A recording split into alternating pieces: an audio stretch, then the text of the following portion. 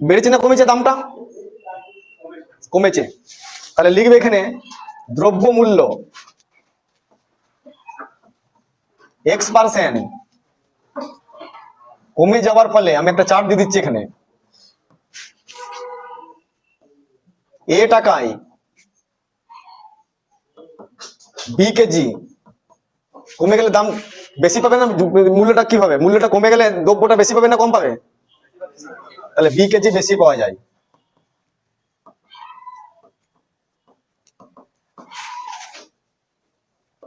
দ্রব্যটির পূর্ব মূল্য কত?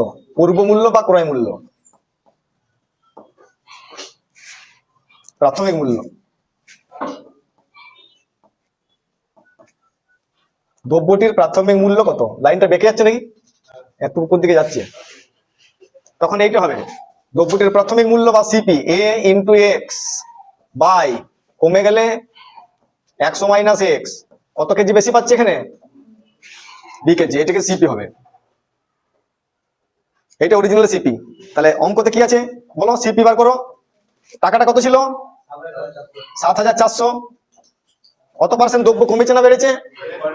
7.5। 100 মাইনাস 7.5 কত হয়? 92.5। একবারে লিখে দিলাম। আর কত কেজি বেশি ছিল? এটা সিপি পেয়ে যাবো, টোটাল সিপি পেয়ে যাবো। তা সিপিটা বার করে নাও, পয়েন্টটা উঠে যাবে, পয়েন্টটা উঠে যাবে, একটার পর পয়েন্ট কেটে যাবে। 5 15 75, 5 18 90, 5 5 25, 185। তারপর দেখো 185 দিয়ে কাটে যাচ্ছে, কত যাচ্ছে? 40 হচ্ছে। দেখো 4 দিয়ে, 4 18 72, 4 5 20, 4 দিয়ে কেটে গেল। সিপিটা 40। এবারে কি লাস্ট থেকে অঙ্কটা কি বলেছে? এটা 40। কত পার্সেন্ট লাভে? তাহলে এসপি 40 32.5 মানে কি লাভ হলে যোগ হবে না বিয়োগ হবে? 132.5 বাই 100, উত্তর হয়ে গেল 132.5 বাই 100। ক্লিয়ার? তাহলে এখানে পয়েন্টটা তুলে দাও, এখানে পয়েন্টটা তুলে দেবে। কত উত্তর হচ্ছে দেখো, 40, 132.5 ছিল আর নিচে 100 ছিল, আর একটা 10 চলে এলো। এখানে উত্তর এটাই দেখলাম, 132.5। এখানে শূন্য কেটে দাও, 4 25 সঙ্গে 100 কেটে দাও, 25 দিয়ে ভাগ চলে যাবে।